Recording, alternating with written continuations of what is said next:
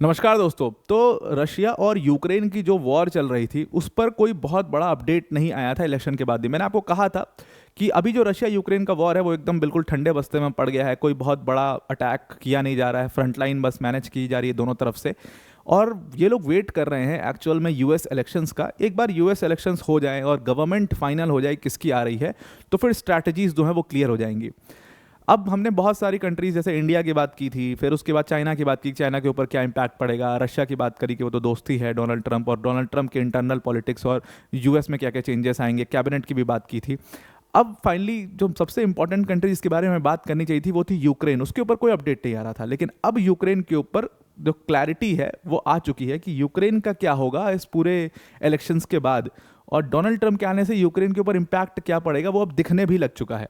खुद इस बात को जो बाइडेन की गवर्नमेंट, जो बाइडेन की एडमिनिस्ट्रेशन ने कह दिया है।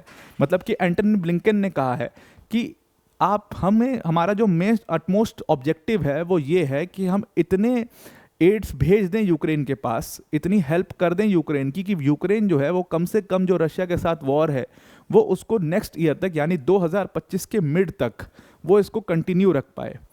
अब ऐसा क्यों कह रहे हैं एंटनी ब्लिंकन? एंटनी ब्लिंकन मतलब कि बाइडेन एडमिनिस्ट्रेशन ने, मतलब जो बाइडेन ने ही ये बोला होगा तभी तो ये कह रहे हैं एंटनी ब्लिंकन। तो उन्होंने ऐसा क्यों कहा कि ये नेक्स्ट वॉर यानी कि 2025 तक रशिया से लड़ता रहे यूक्रेन, इतना एड्स हमें भेजना है। देखो, सबसे पहली चीज़ तो पैसा भेजना है, वो तो भेजना ही है। $50 बिलियन लगभग, सब कुछ मिला विला दो तो $100 बिलियन का खर्चा ऑलरेडी यूएस कर चुका है। अब जो बचे कुछ फंड्स हैं जो ऑलरेडी सैंक्शन हो चुके हैं वो भी जल्दी से पहुंच जाएं यूक्रेन तक, अदरवाइज वो आकर के रोक देंगे ट्रंप। पहली चीज़ तो ये। दूसरी चीज़, इतने एम्यूनिशंस भेजो यूक्रेन के पास, इतने एयर डिफेंस सिस्टम्स भेजो यूक्रेन के पास, ये कम से कम वो खींच करके इस वॉर को 2025 तक ले जाए। यही एंटनी ब्लिंकन ने रिक्वेस्ट की है नेटो कंट्रीज से भी। नेटो कंट्रीज से उन्होंने कहा है कि अभी जो आपका पूरा फोकस होना चाहिए वो यूक्रेन को बचाने के ऊपर होना चाहिए, कि आप इतने एम्यूनिशंस भेजो या इतनी फोर्सेस मोबिलाइज करो कि कम से कम, क्लियरली कहा है कि 2025 तक इसको खींचा जा सके। और तब जाकर के जो निगोशिएट हो, जो पीस डील, वहाँ पर जब पीस डील निगोशिएट हो तो 2025 में यूक्रेन एक स्ट्रांग पोजीशन में है। अब इस पूरे आप जो इनका स्टेटमेंट है उसको समझना, और यहीं पर दो गवर्नमेंट्स की क्लैरिटी देखना, दोनों गवर्नमेंट्स के बीच में एक बड़ा डिफरेंस देखना। एक गवर्नमेंट है बाइडेन की, जो कि कह रही है कि इस वॉर को कंटिन्यू करो नेक्स्ट ईयर तक, 2025 तक खींचो। एक गवर्नमेंट है ट्रंप की, पहली चीज़, जो कह रही है कि जैसे ही मैं पावर में आऊँगा मैं इस वॉर को ख़त्म करूँगा। ख़त्म कैसे करूँगा? निगोशिएट करके ख़त्म करा दूंगा। यहीं पर सबसे पहला डिफरेंस तो दिख गया कि कौन वॉर कंटिन्यू करना चाहता है और कौन वॉर ख़त्म कराना चाहता है। अब आते हैं इसके एनालिसिस वाले पार्ट पर कि स्टेटमेंट का मतलब क्या है। अब जी देखो क्या हुआ है कि अभी अगर कोई पीस डील निगोशिएट होती है तो वो निगोशिएट कैसे होगी? जाहिर सी बात है कि वो रशिया से बातचीत होगी, यूक्रेन से बातचीत होगी, और उसके बाद पीस डील जो निगोशिएट होगी, जहाँ पर भी दोनों कंट्रीज़ की फोर्सेस हैं वहाँ पर एक स्टेटस को लग जाएगा। स्टेटस को मतलब कि जितना हिस्सा जो फोर्स होल्ड कर रही है वो उसको दे दिया जाएगा।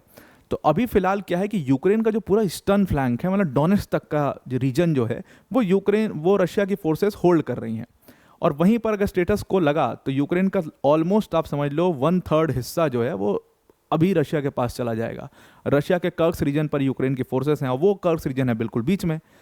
तो कैसे भी करके यूक्रेन की फोर्सेस तो उसको होल्ड कर नहीं पाएंगे, उनको वापस ही आना पड़ेगा वो छोड़ के। ये पूरा असमंजस चल रहा है। तो अभी अगर पीस डील निगोशिएट हो जाती तो यूक्रेन का बहुत बड़ा नुकसान हो जाएगा। इसीलिए ये लोग कह रहे हैं कि खींच करके अगर इतने एड्स हम दे देते हैं यूक्रेन को कि वो 2025 तक कंटिन्यू कर पाए। मान लो ट्रंप आ भी जाते हैं, 16 जनवरी को ट्रंप जो है वो प्रेसिडेंट बन भी जाते हैं और पहले दिन ही वो ऑर्डर दे देते हैं कि यूक्रेन को जी कोई हेल्प नहीं कर रहे हम, और यूक्रेन को बिल्कुल बैकफुट पे आना पड़ जाता है और रशिया से वो निगोशिएट करने लगते हैं। तब भी यूक्रेन जो है अपने लेवल पर और नेटो कंट्रीज़ की मदद से, बाकी की नेटो कंट्रीज़ की मदद से, वो इस वॉर को 2025 तक खींचे और एक स्ट्रॉन्ग पोजीशन में आ जाए, ताकि वो जब बहुत सारी जो टेरिटरीज़ हैं उसको रिगेन कर पाए। ये पूरा एजेंडा है एंटनी ब्लिंकन का कहने का कि आप पूरा फुल फ्लेजेड जाओ इस वॉर में और जितनी हेल्प हो सकती है उतनी यूक्रेन को करो। अब ये बात ऐसा थोड़ी है कि रशिया समझ नहीं रहा है, रशिया इस बात को बहुत अच्छे से समझ रहा है। उन्होंने कहा ठीक है भाई, हम भी इस चीज़ को समझ रहे हैं। इसीलिए आप देखोगे ना, पिछले 73 डेज से रशिया ने कोई बहुत बड़ा अटैक नहीं किया था। मैंने आपको बोला था कि ये अटैक नहीं करने का रीज़न है कि वो वेट कर रहे हैं कि यूएस के इलेक्शन में गवर्नमेंट किसकी बन रही है, उस हिसाब से वो अपनी स्ट्रैटेजीज डिफाइन करेंगे। अब गवर्नमेंट बन गई है ट्रंप की, और ये ट्रंप की गवर्नमेंट बनना रशिया के लिए एक बहुत फेवरेबल पोजीशन है, क्योंकि यूक्रेन को उस लेवल की हेल्प मिलेगी नहीं, दैट इज़ वेरी क्लियर। और ट्रम्प के स्टेटमेंट ने भी इस चीज़ को बहुत क्लियर कर दिया है कि मैं किसी भी वॉर को कंटिन्यू नहीं होने दूंगा, मैं हर वॉर को ख़त्म करना चाहता हूँ। ख़त्म कैसे करेंगे? रशिया से वो दोबारा वॉर थोड़ी शुरू कर देंगे, ख़त्म बातचीत करके ही करेंगे। रशिया से बात करेंगे, यूक्रेन से बात करेंगे और पीस डील साइन करवाएंगे। वो प्रेशर देंगे यूक्रेन को कि भाई पीस डील साइन करो, नहीं साइन करोगे तो फिर जाओ तुम अपने बलबूते पर लड़ो, हम अपना सपोर्ट वापस खींच रहे हैं। यही करेंगे, ऑब्वियस सी बात है। ये बात रशिया को समझ में आ चुकी है, इसलिए रशिया अब क्या कर रहा है कि वो फुल फ्लेजेड, उसने पूरा एकदम वॉर जो है, Russia is going all in, और उसने फुल फ्लेजेड अटैक यूक्रेन के ऊपर शुरू कर दिया। पिछले 73 डेज में पहली बार ऐसा हुआ है कि रशिया ने पूरे मिसाइल्स और ड्रोन्स की मदद से बहुत बड़ा अटैक किया है। खुद यूक्रेन की कैपिटल कीव के ऊपर ये अटैक किया गया है। और एक महीने पहले आपने देखा था कि नॉर्थ कोरियन ट्रूप्स जो हैं वो रशिया पहुंची थी। उन नॉर्थ कहा जा रहा था कि 10,000 नॉर्थ कोरियन ट्रूप्स हैं जो कि रशिया पहुंची हैं। उन नॉर्थ कोरियन ट्रूप्स की पहले तो हुई है वहाँ पर ट्रेनिंग रशिया के अंदर में, और उस ट्रेनिंग से उनको क्या किया गया है, उनको लगभग वहाँ की सिचुएशन समझाई गई। ट्रेनिंग तो क्या, ऑलरेडी ट्रेंड है, उनको सिचुएशन वगैरह समझाई गई है कि ये है, क्या क्या करना है, पूरी प्लानिंग हुई है। और जस्ट इलेक्शन के बाद उन ट्रूप्स को और कुछ रशियन ट्रूप्स को, मतलब टोटल लगभग 50,000 का नंबर बताया जा रहा है, इस 50,000 ट्रूप्स को कर्स्क के रीजन में वहाँ पर फ्रंट लाइन पर भेजा गया है कि कर्स्क का रीजन किसी भी तरीके से, मतलब आपको 1 महीने के अंदर वापस लेना है, बिकॉज कर्स्क आज भी एक बहुत बड़ा एम्बैरेसमेंट है रशिया के लिए। तो एक बार कर्स्क का रीजन रशिया ने वापस ले लिया और वहाँ से यूक्रेनियन ट्रूप्स को पीछे ढकेल दिया, तो आप समझ लो फिर यूक्रेन के बहुत ही बुरे दिन शुरू हो जाएंगे, क्योंकि फिर एक ही फ्लैंक बचेगा जो रशिया को वापस लेना है, मतलब जहाँ पर रशिया लड़ रहा होगा। वो 2 साइडेड वॉर नहीं लड़ रहा होगा। अभी क्या है कि 2 फ्रंट्स ओपन है, एक तो डोनेट्स्क के पास फ्रंट लाइन बनी हुई है, वहाँ पर लड़ाई चल रही, दूसरा कर्स्क एक बहुत बड़ा एम्बैरेसमेंट हो चुका है रशिया के लिए। ये बात रशिया को समझ में आ चुकी है कि अगर हमारे पास कुछ भी करने का समय है तो वो यही 1-1.5-2 महीने जो टाइम है, यही समय है, क्योंकि उसके बाद तो निगोशिएशंस और ये सब शुरू हो जाएंगी। और इस 1-2 महीने में हमें पूरा होल्ड करके रखना है जितना रीजन हमारे पास है, हमें अपना रीजन, अपना ग्राउंड छोड़ना नहीं है। और यूक्रेन क्या करेगा, यूक्रेन इस 1-2 महीने में पूरा ग्राउंड को रीगेन करने की फुल ताकत से कोशिश करेगा कि जितना ज़्यादा रीगेन कर पाओ।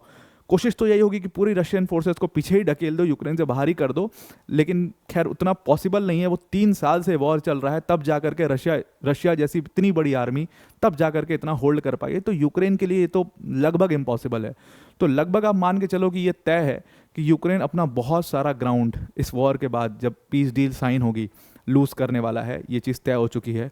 और एक बार डोनाल्ड ट्रंप प्रेसिडेंट बन गए तो यूक्रेन के तो और भी बुरे दिन शुरू हो जाएंगे। बुरे दिन तो ऑलरेडी शुरू हो चुके हैं। ये 1-1.5-2 महीने का जो टाइम है वो तो बहुत चैलेंजिंग है ही उसके लिए, बहुत कुछ करना है उनको। फोर्सेस है नहीं उतनी उनके पास, यूएस की उतनी मदद मिल नहीं पाएगी। और ट्रंप एक बार आ गए तब तो फिर निगोशिएशन ही शुरू हो जाएंगे, तब तो ज़्यादा कुछ वैसे भी यूक्रेन नहीं कर पाएगा। अब यहाँ पर देखने वाली बात है, बहुत बड़ा सवाल ये है कि मान लो यूएस का सपोर्ट हट भी जाता है यूक्रेन के पास से, but US is not NATO and NATO is not US. मतलब कहा तो ऐसा ही जाता है कि यही है, बट यहाँ पर फ्रांस का क्या रोल होगा, फ्रांस कितना सपोर्ट करेगा, यूके कितना सपोर्ट करेगा यूक्रेन को, ये एक बहुत बड़ा क्वेश्चन है। और ये क्वेश्चन आपको अगले कुछ दिनों में इसका आंसर मिल जाएगा कि ये लोग कितना सपोर्ट करते हैं, ये लोग कितनी फोर्सेस अपनी भेजते हैं, ये लोग कितना एमुनिशन से प्रोवाइड करते हैं, ये लोग कितना पैसा भेजते हैं। क्योंकि यूएस ने तो भाई $100 बिलियन बहा दिए। अब वही क्वेश्चन था ट्रम्प का कि देखते हैं ये लोग कितना सपोर्ट करते हैं, वो आपको अगले कुछ टाइम में मिल जाएगा।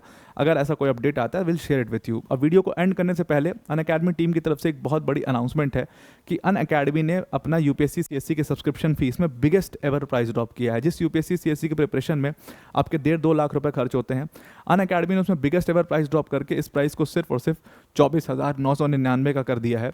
मतलब इस प्राइस में आपको अनअकैडमी की टॉप फैकल्टीज जैसे मृणाल सर, प्रतीक सर, सुदर्शन सर जैसी फैकल्टीज पढ़ाएंगी, प्लस इसमें आपको 1-to-1 मेंटोरशिप भी मिलेगी। स्पेसिफिक डाउट सेशंस भी आपके लिए यहाँ पर लगाए जाएंगे। अगर आप इस अमाउंट को एक बार में देते हो तो ये आपके लिए 60% का डिस्काउंट मिलेगा। सिंपली आपको क्या करना है, डिस्क्रिप्शन में जो लिंक दिया है वहाँ पर जाना है, क्लिक करना है, वेबसाइट पर विजिट करना, और जहाँ पर यूज़ कोड का ऑप्शन आएगा वहाँ पर आप APYT10 यूज़ करना, तो आप इस कोर्स को अवेल कर पाओगे। उसके अलावा अगर आप इस प्राइस को एक बार में नहीं देना चाहते हो तो आपके पास यहाँ पर ईएमआई ऑप्शंस भी हैं, जैसे 8 मंथ्स की ईएमआई, 12 मंथ्स की ईएमआई, 14 मंथ्स की, सारे ऑप्शंस वहाँ पर आपको मिल जाएंगे। वहीं वेबसाइट पे आप एक बार चेक कर लेना। तो बिल्कुल आपके कॉस्ट फ्रेंडली भी है और क्वालिटी वाइज भी काफ़ी फ्रेंडली है ये कोर्स। ये आप ले सकते हो, डिस्क्रिप्शन में इसकी लिंक दी हुई है। तो आई होप आपको पूरा आर्टिकल समझ में आ गया होगा। आज के लिए इतना ही। Thank you and have a nice day.